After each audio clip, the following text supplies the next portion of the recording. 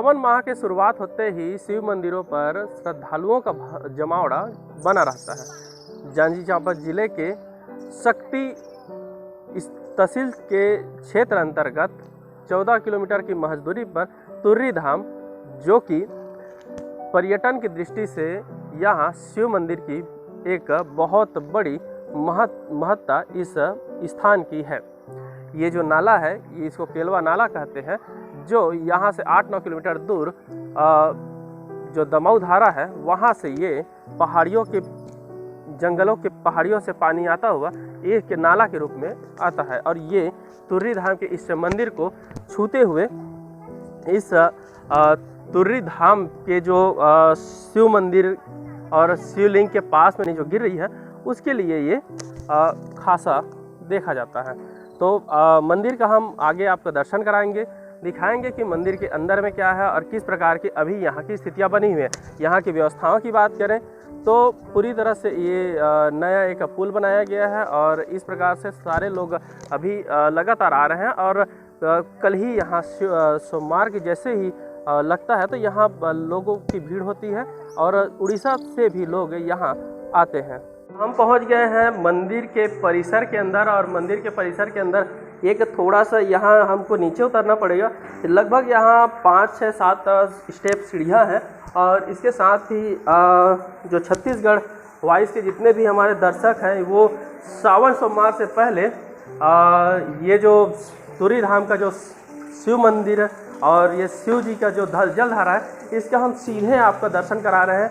और क्योंकि सावन का सोमवार आने वाला है, जल्द ही आएगा, 1-2 दिन में ही आएगा, और इसके साथ ही पहला दर्शन आप हमारे इस चैनल के माध्यम से कर रहे हैं। और ज़्यादा से ज़्यादा इसमें नमः शिवाय के साथ ही शिव जी का एक महिमा है। और देख सकते हैं कि यहाँ अब आने वाले समय पर जब आप सोमवार को इस स्थान पर आओगे तो यहाँ आपको किसी भी प्रकार का जो जगह है, ये जो जगह जितना खाली दिख रहा है, ये यहाँ लोगों की ही भीड़ दिखेगी। पूरे जगहों पर लोग ही लोग दिखेंगे। यहाँ इतनी भीड़ रहती है कि आपको सुबह से लाइन लगानी पड़ती है और तब जाकर यहाँ तक, इस शिवलिंग तक, इस जलधारा तक आपको मिलती है।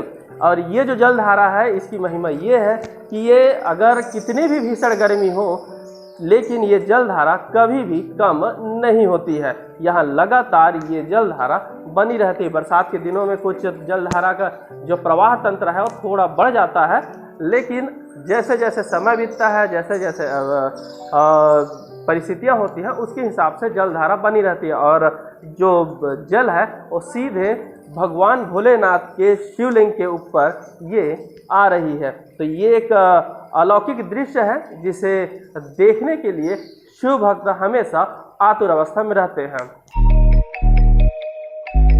इस तरह से देख रहे हैं कि लगातार शिव भक्त यहाँ लगातार आते रहते हैं। और जिस तरह से देख रहे हैं कि तुर्री धाम की महिमा पूरे तुर्री शक्ति ही नहीं बल्कि अभी तो पूरे छत्तीसगढ़ में इसकी महिमा रहती है। इसके साथ में ये भी देखा जा सकता है कि जिस तरह से तुर्री धाम ये का एक प्रांगण है, ये थोड़ा सा मंदिर से ऊपर बना हुआ, एक टीले पर बना हुआ है और यहाँ दुर्गा जी की मूर्ति स्थापित है और भव्य तरीके से मंदिर स्थापित किया गया है। तो यहाँ गांव के ही है और केयर टेकर के रूप में ही इनको जाना जाता है। निस्वार्थ भाव से यहाँ की सेवा, मंदिर की सेवा कर रहे हैं। तो दादाजी, आपका हमारे चैनल पर स्वागत है।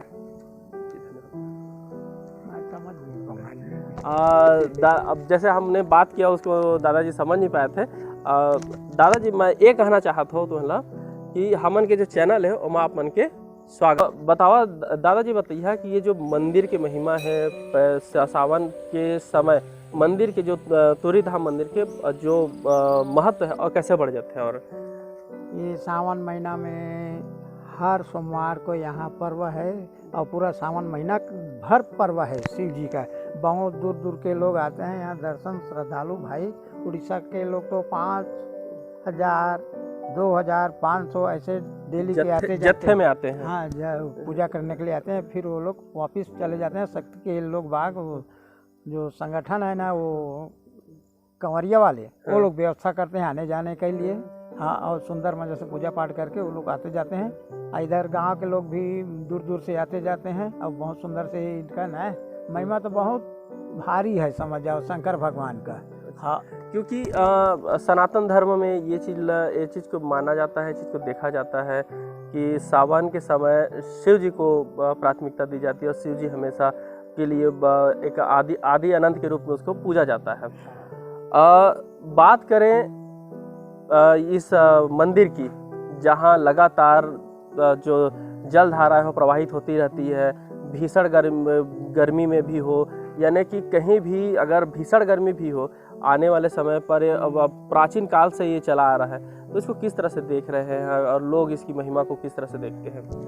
ये जलधारा है ना शिव जी का, नित्य प्रतिदिन बहुत सुंदर जल शिव जी के ऊपर में गिर रहा है और नित्य प्रतिदिन गिर रहा है। और गर्मी के समय में भी उतना ही है, बारिश में भी उतना ही है। और इनके जल को पीने से भोजन कर लिया ऐसा लगता है और कई प्रकार की आवाज़ निकलता है ध्यान से सुनने से।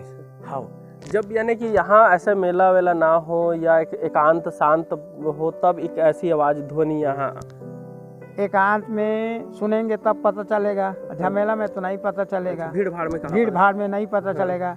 और फिर क्या है, फागुनवती 13 को यहाँ शिव जी का मेला 15 दिन का रहता है और